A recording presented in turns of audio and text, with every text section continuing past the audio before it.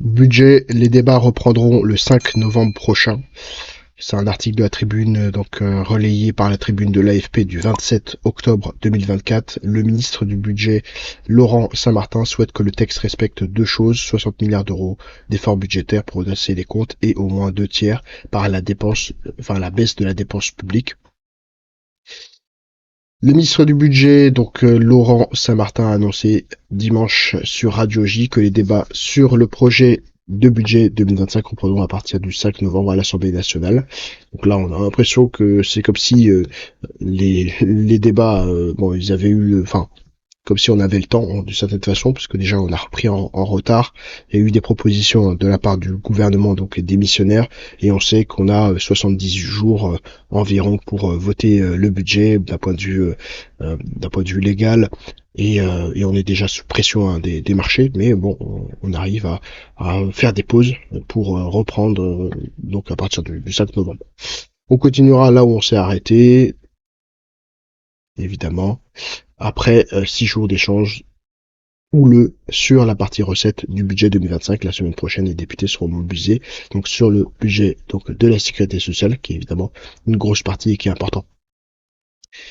Si le ministre a appelé à mettre un peu de rationalité dans les débats, il a assuré que le gouvernement voulait que les débats aient lieu pour respecter le Parlement. On va donc voir quel sera le vote de l'Assemblée nationale. On verra comment le Sénat en débat également. Donc là, c'est presque un fonctionnement très très entre guillemets démocratique ou républicain, avec le respect de la Chambre. On en a parlé, hein, dans une autre vidéo, évidemment, de bousculer la Chambre ou les chambres.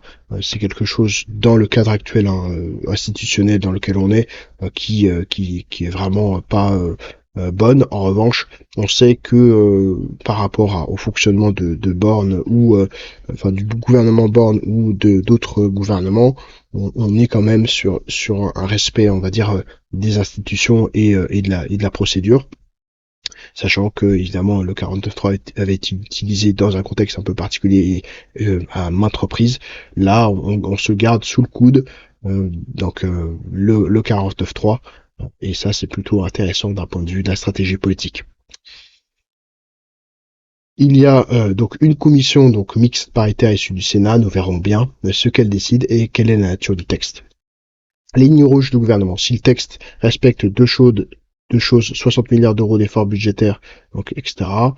Si le Parlement ne veut pas rester sur cette règle du jeu que nous avons fixée, alors le gouvernement prendra ses responsabilités, notamment avec le 49.3 ou les autres dispositifs qui peuvent être proposés. Donc là, c'est plutôt intéressant, puisqu'on a vraiment le respect à la fois des deux chambres, de la procédure, du fonctionnement parlementaire, démocratique, républicain. Voilà, les éléments sont respectés. Ça, c'est plutôt intéressant. On fixe une règle du jeu avec un 60 milliards d'euros d'efforts budgétaires, et à partir du moment où les lignes rouges sont dépassées par la Chambre, il y a une prise de responsabilité du gouvernement. Donc c'est plutôt vraiment intéressant, responsabilisant aussi pour les chambres. Il y a des propositions qui vont être faites. Donc là, on va pouvoir piocher dans des propositions qui vont être faites. Il y en a qui vont être rejetées, évidemment, mais des choses vont pouvoir passer, et des idées intéressantes qui vont pouvoir passer pour pouvoir arriver à boucler dans le cadre des lignes rouges qui ont été proposées. Donc ça, c'est plutôt intéressant d'un point de vue stratégique. Sur X, le président LFI de la Commission des finances, Éric Coquerel, a estimé que le budget qui sera soumis au vote début novembre reste NFP compatible. Nous avons proposé ou soutenu des amendements qui rapportent 35 milliards en recettes, et reste à venir à qui avait été adopté en commission la taxe sur la délocalisation des profits multinationaux, sur les super profits, sur les transactions financières, soit entre 26 et 43 milliards de recettes à ajouter en plus, a-t-il indiqué sur le réseau social. À noter que l'ensemble de ces mesures ne pèsent que sur nos concitoyens les plus riches et les très grandes entreprises. Donc là, ce qui est un petit peu on va dire gênant, c'est qu'en effet, quand on dirige une commission des finances, on est, on exprime un avis politique, sachant que il semble en tout cas qu'il faudrait presque être apolitique pour diriger cette commission, pour pouvoir éviter, un certain nombre de collusions éventuellement. Donc ça, c'est un petit peu gênant sur cet aspect.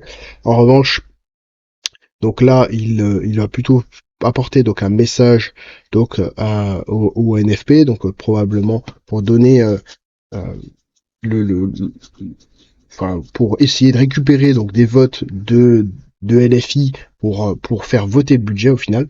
Donc là c'est plutôt intéressant, donner un petit peu des garanties entre guillemets donc pour le NFP, et notamment en s'appuyant sur des mesures phares qui pourront être rejetées, et notamment en parlant de ces 35 milliards de recettes. Et quand on regarde évidemment dans le détail, on voit que il y a en fait des taxes qui sont importantes, entre 26 et 43 milliards de recettes. Bon, c'est assez facile évidemment d'augmenter les impôts.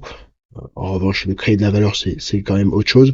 Mais on est vraiment que sur des taxes, hein, délocalisation des profits des multinationales, les super profits, donc on ne sait pas trop ce que c'est un super profit, les transactions donc financières. Vraiment on s'attaque à tout de manière à presque faire en sorte d'une sorte de contrôle d'échange en fait. Ok, on a un petit peu le contexte, hein, on est dans une situation où on a une situation compliquée budgétairement, en fait, on va ne pas vous laisser la possibilité que vous puissiez mouvoir votre argent, aller peut-être, partir en fait de ce système-là, puisqu'on vous n'êtes pas d'accord avec ce système-là. Voilà, c'est un petit peu ce contrôle des changes qui est en train d'être mis en place par ce budget.